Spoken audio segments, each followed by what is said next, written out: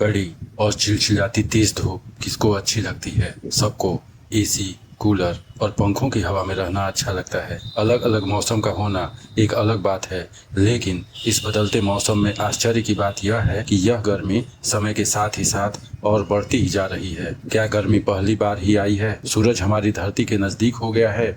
इस तेज गर्मी को अगर अभी नहीं रोका गया तो क्या क्या इम्पैक्ट पड़ने वाले हैं?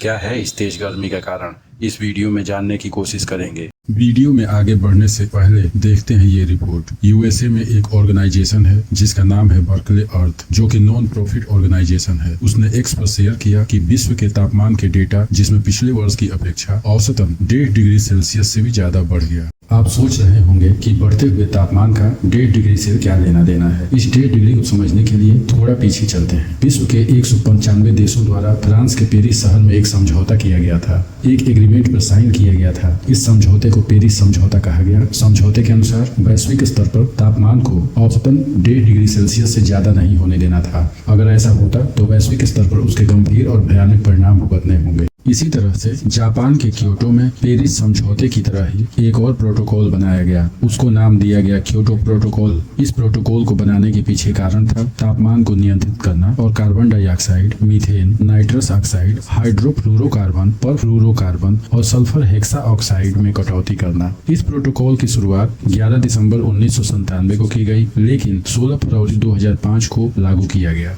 लेकिन क्या हमने तापमान को पेरिस समझौते और क्योटो प्रोटोकॉल के हिसाब से कंट्रोल किया? बिल्कुल भी नहीं, बल्कि यह अब और भयानक रूप से बढ़ते ही जा रहा है। देखिए ये कुछ रिपोर्ट। राइटर्स ने 29 मई को लिखा, भारतीय राजधानी में भीषण गर्मी, तापमान 52.9 डिग्री सेल्सियस के उच्चतम स्तर पर पहुंचा। इसी तरह से CNN ने 3 जून को बताया कि भीषण गर्मी और हीट वेव के कारण पिछले 10 दिनों में कम से कम 77 लोगों की मृत्यु हो गई। बिजनेस स्टैंडर्ड ने भी इसी तरह से अपने हेडलाइंस में लिखा कि 5 जून को हीट वेव संकट, कितने भारतीय उच्च तापमान के शिकार हो रहे हैं। भारत ही नहीं बल्कि भारत के बाहर के लगभग सभी एजेंसियों और अखबारों में इस बात की पुष्टि कर रहे हैं। लेकिन ऐसा नहीं है कि केवल भारत में ही ऐसा हो रहा है, बल्कि विश्व के बड़े बड़े देशों में ऐसा हो रहा है। उत्तरी अमेरिका, यूरोप, एशिया, अफ्रीका तक तापमान का स्तर लगातार बढ़ रहा है।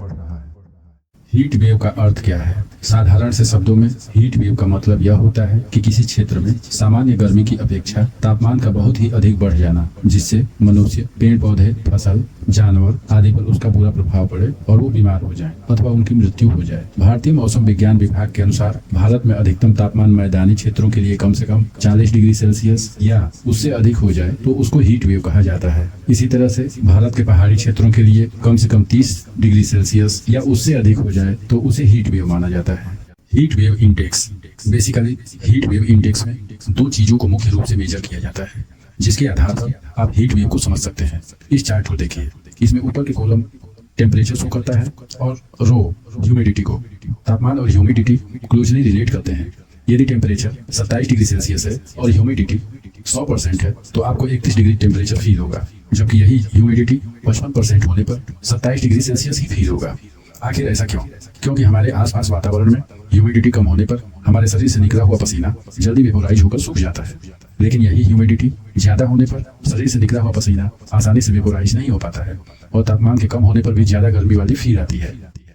क्या हीट वेव अकेले ही जिम्मेदार है इतनी गर्मी के लिए? नहीं, बिल्कुल भी नहीं। हीट वेव मुख्य रूप से बहुत सी बातों पर निर्भर करता है, जैसे क्लाइमेट चेंज होना कई कारणों से, जैसे ग्लोबल वार्मिंग, ग्रीन हाउस गैसों, विशेष रूप से कार्बन डाइऑक्साइड, मीथेन और नाइट्रस ऑक्साइड में वृद्धि होने से वायुमंडल अधिक गर्म हो जाता है। गर्म हवा बहती है और हीट वेव को बढ़ने में सहायता मिलती है। तापमान बढ़ जाता है।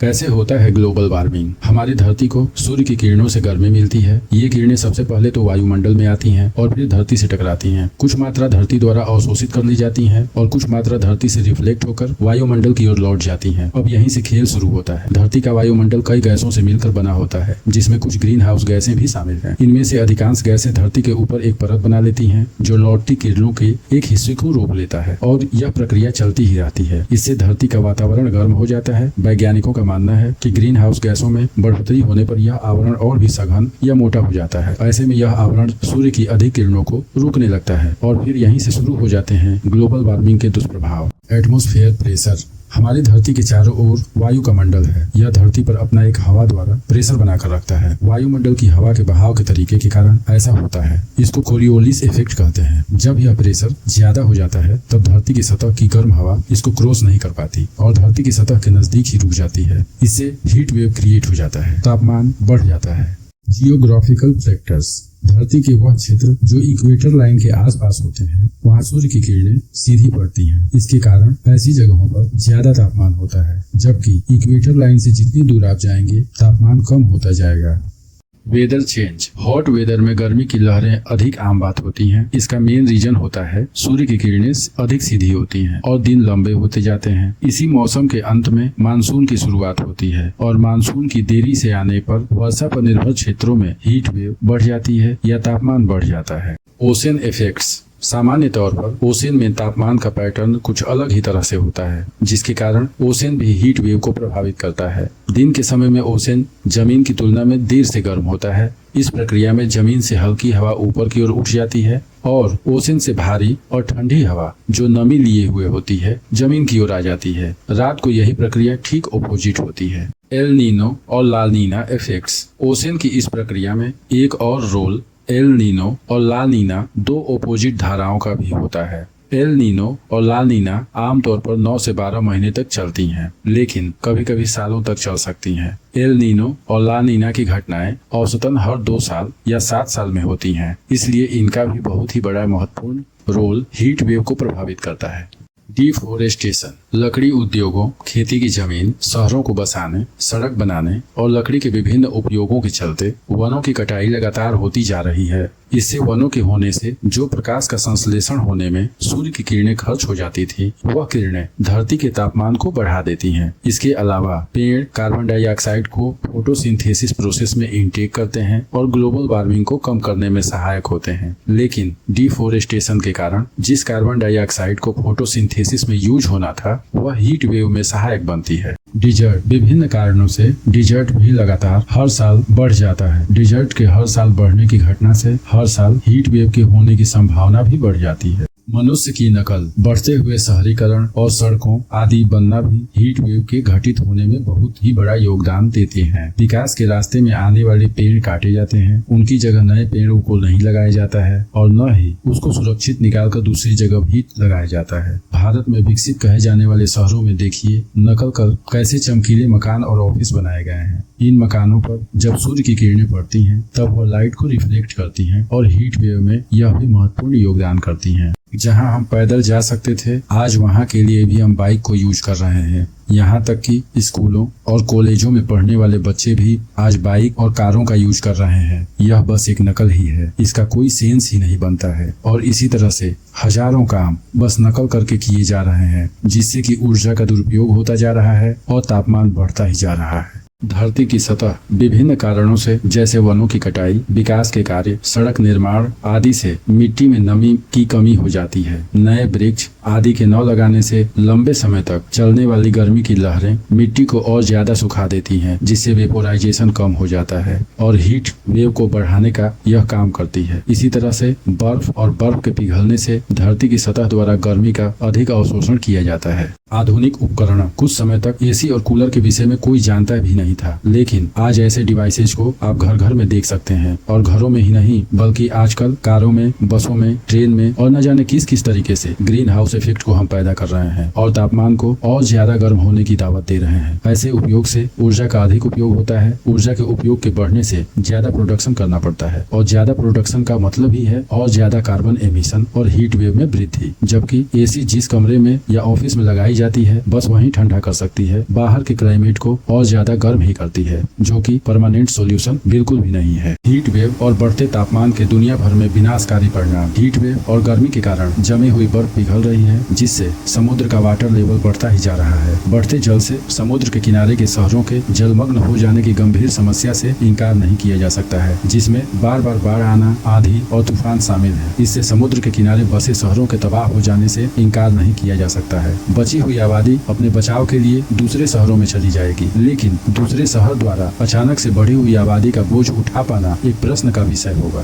फसलों पर। भारतीय कृषि अनुसंधान परिषद ने एक रिसर्च के बाद यह बताया कि ऐसे बढ़ते तापमान के कारण विभिन्न प्रकार की फसलों में कमी आ सकती है। आप सोच सकते हैं कि यह कितनी विकट और गंभीर समस्या है। जब फसलें ही नहीं होंगी या उनकी कमी हो जाएगी तो देशों को अपनी जनसंख्या के पोषण के लिए किन अनाजों का सहारा लेना होगा, और खास तौर से भारत जैसे कृषि प्रधान देशों को अकाल जैसी स्थिति, महंगाई जैसी स्थिति के दौर से गुजरना होगा।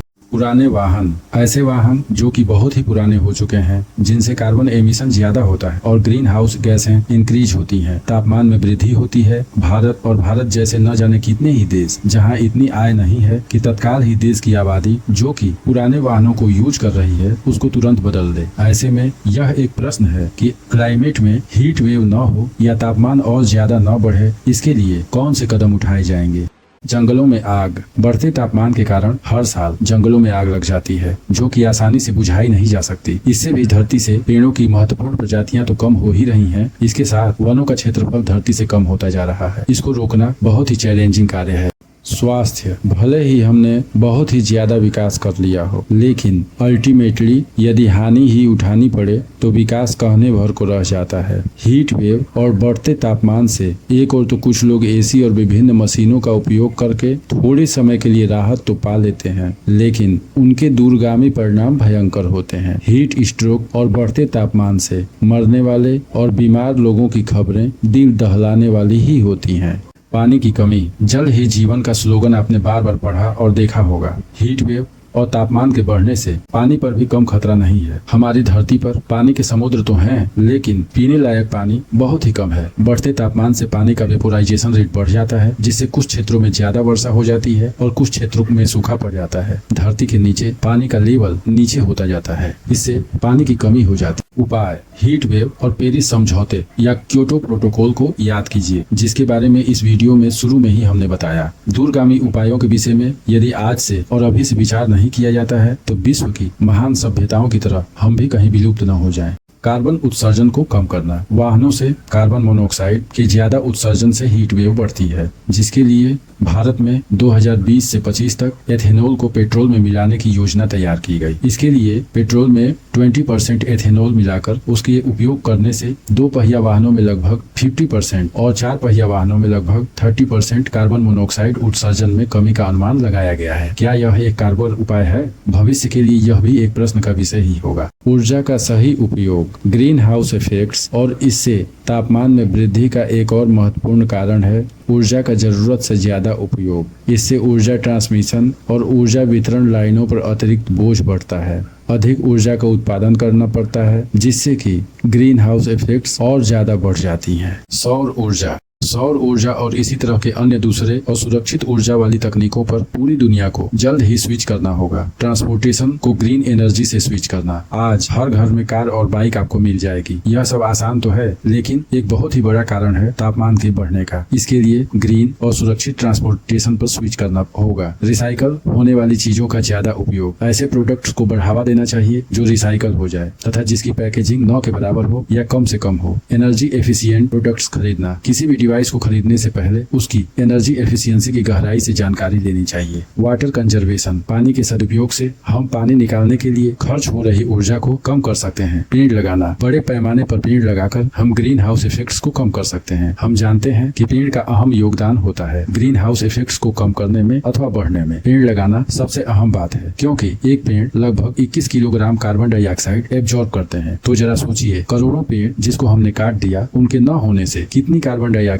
एब्जॉर्ब नहीं की गई और यह कितनी खतरनाक हो सकती है। अवेयर करना, विभिन्न सोशल मीडिया पर हम बेकार में स्क्रॉल डाउन या स्क्रॉल अप करते हुए घंटों का कीमती समय बिता देते हैं। उसी सोशल मीडिया पर हम ग्रीन हाउस इफेक्ट्स को कम करने के लिए अवेयरनेस प्रोग्राम चला सकते हैं। दूसरे लोगों से पेड़ लगवाने के लिए कोलैबोरेशन भी करवा सकते हैं। इसके बारे में दूसरों से और जानकारियां हासिल कर सकते हैं और हमारे पास जो जानकारियां हैं जिससे कि हम ग्रीन हाउस इफेक्ट्स को कम कर सकें, उसको एक दूसरे के साथ शेयर कर सकते हैं और उसको अपने जीवन में अमल में ला सकते हैं। आपको पता है कि यह हीट वेव या बढ़ते तापमान के प्रकोप से भारत की जीडीपी भी कम होती है। क्यों? क्योंकि इस कड़ी धूप में लाखों लोग काम नहीं करते हैं, जिससे कि वह जो प्रोडक्शन कर सकते थे वह इफेक्टेड हुई और इसका सीधा प्रभाव इकोनॉमी पर पड़ता है। इसी तरह से फसलों में कमी से महंगाई का होना एक अलग समस्या है। ऐसी हजारों समस्याएं हैं जो कि भविष्य के लिए बहुत ही बड़ा प्रश्न है। अब आपसे प्रश्न है कि आप इस तापमान को कम करने के लिए अपने लेवल से कौन सा कदम उठाने जा रहे हैं। इसके विषय में कमेंट सेक्शन में बताएं। यदि वीडियो में कुछ भी सीखने के लिए मिला हो तो चैनल को लाइक, सब्सक्राइब और शेयर कर दें।